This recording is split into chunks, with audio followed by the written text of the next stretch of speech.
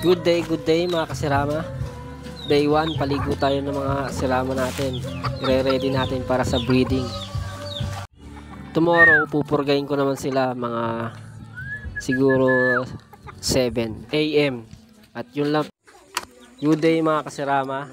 Ngayon pala ay natapos na ako magpurga ng mga sirama. Ito. Mamaya ko na sila papakainin kasi after 1 hour siguro. Ito, napurga ko na din si Layla. Napurga ko na din yan. Sabay-sabay sila kanina. At ito namang broodcock natin. Napurga ko na din to at napaliguan na din kahapon. Ito nga pala yung gamit ko na pamurga. Hammer. Hammer po. Ayan po yung madalas kong ginagamit na subok na. Hahatiin lang yan sa gitna. Magandang hapon mga kasirama. Ito pala yung gamit ko na pang flashing Premoxil powder. Sa paglalagay naman po nito, tansya lang po.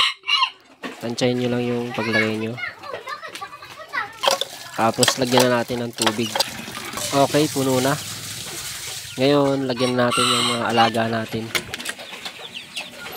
Ayan si Teya. Teya pong pangalan niyan. Paboritong sirama. Ito naman yung mga anak niya. Lagyan din natin tong anak niya. Okay. Tapos to si Layla. Lagyan na rin natin to. Ayan. Okay.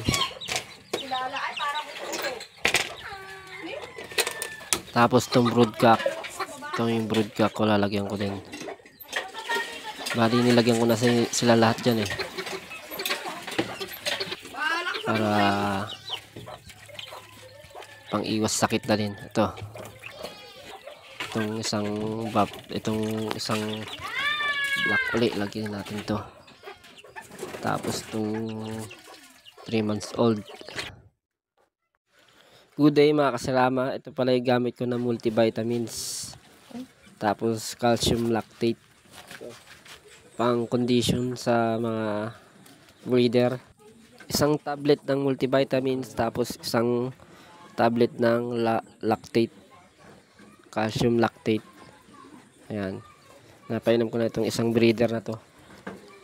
Maganda tong calcium lactate na to para sa mga shell ng eggs nila. Tapos yung multivitamins pampapula ng palong. Siyempre pang patibay na din ng resistensya. Papainumin ko na din to si Layla. Isasalang ko din kasi siya sa breeding. Dalawa sila. Para mabilis dumami yung mga sirama ko. Next ko naman tong broodcock. Para kondisyon na rin siya sa breeding. Medyo mahirap lang magsubo ng gamot. Kita nyo man sa video. Hindi pa masyadong sanay. At yun lang po ang video natin today. Pa-like and share naman po sa mga hindi pa nakapollow. Pa-follow na din po. Salamat.